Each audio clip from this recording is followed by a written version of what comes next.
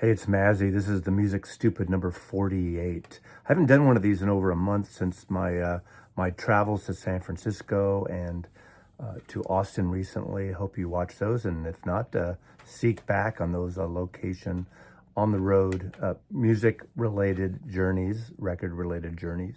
But this is number 48. This is where I grabbed 5 records from my collection and talk about them. It's the music first. The Music Stupid goes back to 1992, the James Carville in the Clinton campaign. The whole mantra, it's the economy stupid. Saying it to ourselves so we know it within, not telling you, the audience, the viewer, that you're stupid.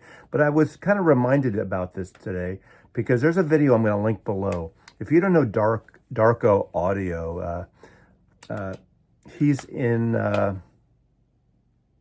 where is he? He's an Englishman, and he lives in Berlin part of the time, and I believe in, not Spain, somewhere warmer.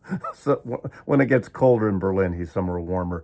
But he did a thing, apparently he's been doing this for some years now, but he kind of reminded us, there's a very short video on the music first, the music first mantra, the music first audiophile manifesto, where sure, gear's good, great sound is good, but the music is first. I'm not the only one, and I don't take away that you want good sound, whatever it is, but he talks about music first, gear second, and format third. Go watch that. And when you go there, if you haven't been there, in the comments say Mazzy sent you. He probably has no idea who I am. I'm sure he doesn't have any idea who I am. But tell him Mazzy sent you. Watch his video and please say, Mazzy sent me. It's the Music Stupid. I don't want to say I pray. I'm not really just do it anyway. Do what you want. Okay. So I have 5 records here, and I want to start with this because this is a CD I got in 1997. Now, I'm going to show vinyl here, but the reason I'm showing this to begin with, because this is album I first bought in 1999 on vinyl. It's on Real World Music, Real World Records, the Peter Gabriel International World Music label that really mixes beautifully that hybrid of world music with Western music, or Western is the world I know. Okay, before I better correct that.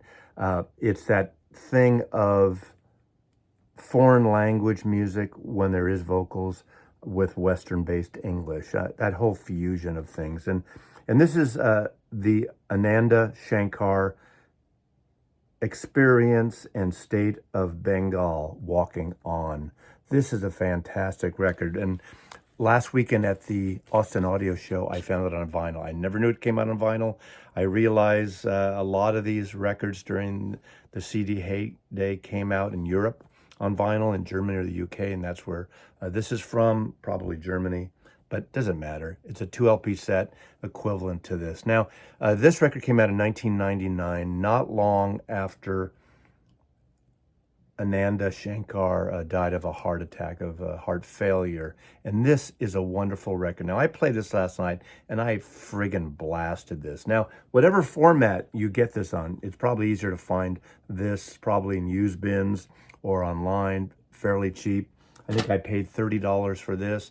I see online, I think there's about 10 copies, all from Europe, in about $40 range. So if you're a vinyl person, this sounded amazing. Now, I didn't do a comparison because that's not what this is about. It's the music, right? But this is a hybrid mix of Indian sitar with Western sounds, with electric guitar, programmed drums. It's got that vibe, that sort of beat vibe. Remember when the whole Buddha lounge thing was big in the 90s and early 2000s, loungy? But this is a strong beat, programmed drums for the most part, a lot of loops and electronics. But this is a kick-ass record. This is a great party record. Could be a dance record, but it is a friggin' great record. Unfortunately, again, it was his last record. It was released posthumously, but he had finished it. Just a wonderful record. So again, this is Ananda, Ananda, Shankar Experience on Real World Records. Just love it. I'm going to keep with a little hybrid thing now because this is a record that we carried in the record store. It came out in 1972 and we sold a lot. This is one of those records, every time we put it on, we'd sell copies, and it's an import. And it's Alan Stivell, The Renaissance of the Celtic Harp. Celtic artist, a whole mix of, again, classic harp, classical folk music with rock. There's electric guitars, but it is a chill album. But this kind of laid the way to really bring that whole Celtic folk hybrid thing and folk rock hybrid in around that time, 1972. And I don't know a lot about him. I know he's still alive. He's 80 years old. This is a wonderful record. I see this around in the States in used bins really cheap to this day. So you could totally find this. But this is a gorgeous record. Again, every time we put it on, we'd sell it because this is the kind of music you don't really know about unless you hear it. And obviously it's not all over radio. Maybe late night FM on some station would play some of this, would incorporate it between, The Doors, The End, and Magical Mystery Tour or something.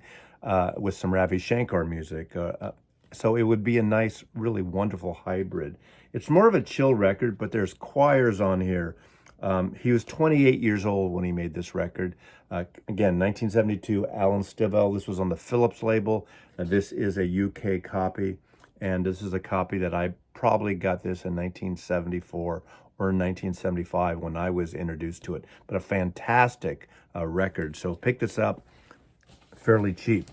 Now, another record that I picked up at the Austin Fair, and this is not a rare record at all, but this is, I believe, the second album by the Tubes, Young and Rich. Now, I think this is their best album. This is their debut album. This was produced by Al Kooper, that Al Kooper, the great Al Kooper, producer, guitarist, organ player, not guitarist, organ player, piano player, played on Blonde on Blonde. Of course, that great riff on, not Blonde on Blonde, Highway 61 Revisited. I'm kind of need to slow down here. Highway 61 on that great organ loop kind of riff he did on Like a Rolling Stone. Great stuff. And played with Michael Bloomfield, obviously. This is the first album by the Tubes. They're originally from the Southwest Arizona, I believe, but moved to Phoenix and moved from Phoenix to San Francisco, and that's where they kind of had their claim to fame. They opened up for Led Zeppelin and Kezar in '73. But this is a wonderful art rock record. It's proggy, but not a prog record. It's art rock, but not like 10cc art rock. It's heavy at times. The songs are over the top, funny in some ways, but beautiful. Obviously, the ones that people know about mostly are White Punks on Dope and What Do You Want From Life. They were one of the more theatrical bands. They did a run of shows at the Bimbo's 365 Club in San Francisco, just literally, 2-3 blocks up from the Tower Records that used to be in Columbus and Bay in San Francisco, and played there almost a month of a review. And he does these characters, and it's just a fantastic record. Just a great band. 7 members in the band, plus singers like Rhys Styles and Jane Dornacher. But I want to talk about this because I hadn't heard this in a while. And there was a sealed copy there. They were asking $40. I think I got it for $30 with some other things. But still, it's a probably $10, $15 record at best. This is produced by the great Ken Scott, obviously, who worked engineering with the Beatles and other artists, and of course produced Ziggy Stardust and Dada, our friend Joey Callio, Dada's record in the 90s, early 90s. But I forgot how good this record is. Now, it's not perfect. It's really well recorded. And of course, Prairie Prince, the drummer, is like a hero on this record. The drum sounds and his playing and recording is beautiful.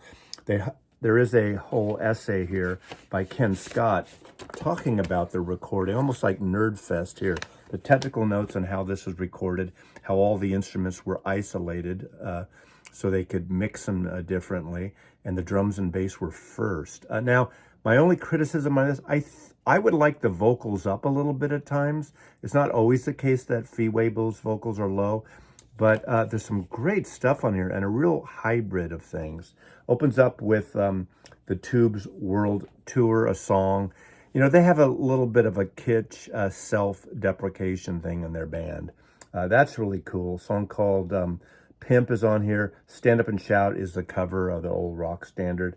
And one of the highlights on this is a over-the-top Phil Spector-like production of the song Don't Touch Me There. If you haven't heard that, it's worth the price of admission on this. It's very that wall of sound. Jack Nietzsche brings the orchestration in, arranges the orchestration, the great arranger, piano player, worked with Neil Young, a lot of other artists. And this is a song written by Ron Nagel and Jane Dornacher. Now, Jane Dornacher played with the Tubes a lot. Again, she was part of a band on her own, put out some singles, EPs called Lila and the Snakes in San Francisco during the whole new wave punk scene in the late 70s into the 80s.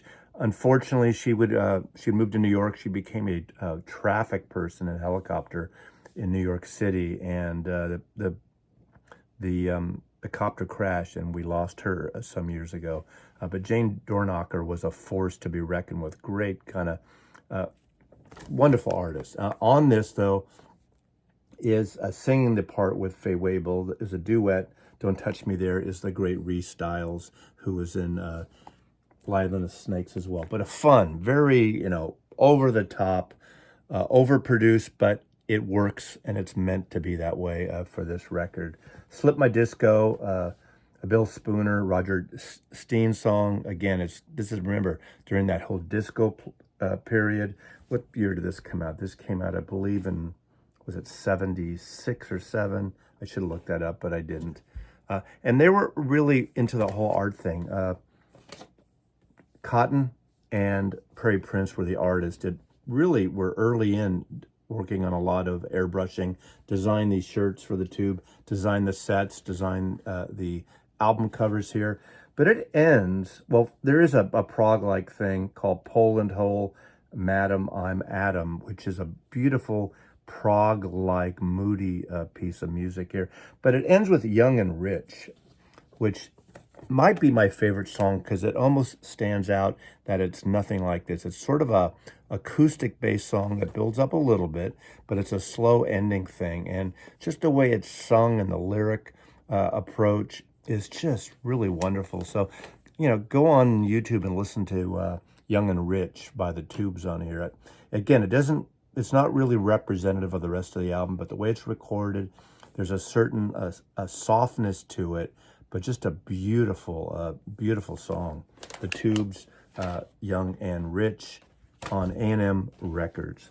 Next, an artist that I've shown many times in different videos, and that's Eels. This is with John Parrish and Cool G Murder. He is this amazing songwriter. I always get his name wrong. Mark Everett Oliver or Mark Oliver Everett. You seek it out. But the Eels started out with an album, Beautiful Freaks, that I saw on MTV at the time, and a song called Novocaine for the Soul. And I was totally addicted from then on. I buy everything, and he still puts out albums. It's really a project, a solo project for him. The Eels are E. He did put out 2 solo albums early on under the moniker E, but everything else is Eels. Is it the Eels or I think it's just Eels. I've seen him 3 times, seen the various formats of the band 3 times. One of the early shows I ever saw with my son Joseph at the Fillmore. He loves this guy, especially this album. This is Soul Jacker. You little punks, you think you own this town. That's a great song. Dog Face Boy opens it up and has the great riff. I've said this before, and I'll say it again. He writes songs so catchy, the greatest hooks, and every time you hear an Eels song, it seems as though you've heard it before a million times. Not that he's ripping himself off or ripping anyone else off, but it just has a way with hooks and making them really simple. Sometimes these beautiful ballads and really quirky songs, sometimes in your face rock, sometimes a little trip hip hop mixed in, but more basic rock and roll and very accessible, very catchy. The band he pulls together, the Eels on stage, is something you really ought to check out. There's a certain humor to it, but they're not a kitschy band. There's certain bands like that. I think of They Might Be Giants. They're probably more in this vein. I always kind of think of them around the same time, although They Might Be Giants started out earlier than Eels. Friendly Ghost on here. Woman Driving, Man Sleeping is a beautiful kind of ballad, not spoken word, but just really kind of soft about this journey with that I love. Teenage Witch, World of Shit, which is great. There is a little bit of a Warren Zevon vibe to the way he writes his lyrics and his songs, and I'm all in on that, on Warren Zevon. So this album, what year did this come out? I don't remember. 2001. So this is quite a while. I remember picking up this CD when I was working. I was in Chicago, and it was when I think the Virgin Megastore was on Michigan Avenue. Those of you Chicagoans, you know that store. I remember walking in and seeing an import of this before it came out here. And this is just a wonderful, wonderful record. I'm all in on anything Eels does. Lastly, I was texting someone last night, and I pulled this record out because I don't know how it came up, but we were talking about, the word Absolutely Free came out. And I want to talk about this. But first, let me just show this because someone in the Instagram where I showed this, Mazzy's Music on Instagram, said, well, how did you get into that? Where did you hear that? Because I was 12 years old when I bought both these albums. This came out 1966. This came out, I think, May 1967. Mothers of Invention. I remember going into this one music store that I'd go in, like, we'd hang out there. We had our garage band. We'd go there several times a week. They had instruments, and all along the middle aisle, two sides of record bins, a lot of records. And I remember seeing this initially, and I just was gobsmacked by this cover. I didn't hear any of it, didn't hear it on the radio yet. FM wouldn't really, the whole underground San Francisco KMPX wouldn't start till 1967. So where would you hear this, Susie Cream Cheese? But I was fascinated by this. Plus, it was a double album, but not for a lot more. Now, I saved my money buying records. That's all I literally spent my money. I had, jobs working at, just here and there. I made some money, and not a lot, but enough to buy a $4 record, $3 record once in a while. And this one, I finally brought it home, and I got, God, man, this is wild. But I want to talk about this one because this is the one that really hooked me. The next year, I knew about the Mothers, but in 67, this came out. So I don't remember when I bought it in 67, but I brought this home, and this really sucked me in. Now, a lot of this is not politically correct today in 2024. This is my original copy. It's in beautiful condition, except, look at this split. This is a weird split right there, okay? But it's in great shape otherwise.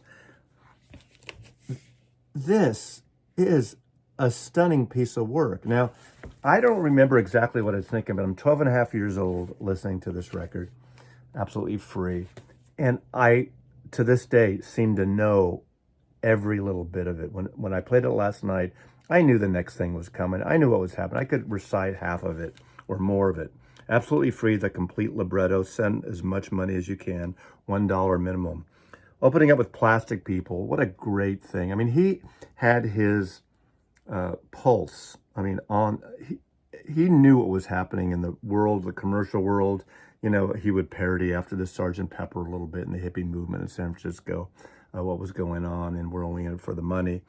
But then he goes Dukes of Prunes, and the little vignettes between speaking things and montages.